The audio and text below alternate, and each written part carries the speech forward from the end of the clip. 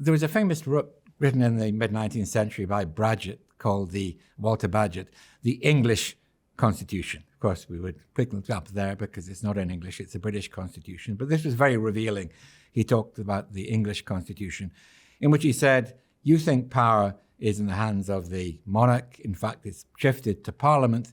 And now you think hands is in power of Parliament. It is actually shifted to the cabinet, because in the British electoral system, normally a single party is a majority in the House of Commons.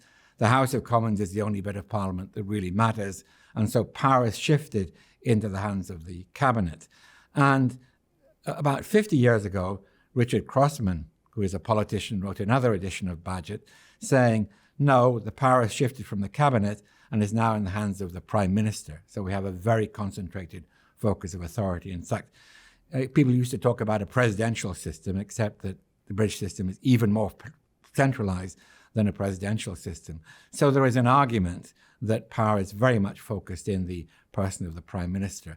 And since we've had a succession of Prime Ministers recently, including 3 Prime Ministers in 1 year, it's quite palpable how policy can change very radically from one Prime Minister to another. So there is an argument for saying that power is concentrated in the hands of a single person, even though we supposedly have a parliamentary system.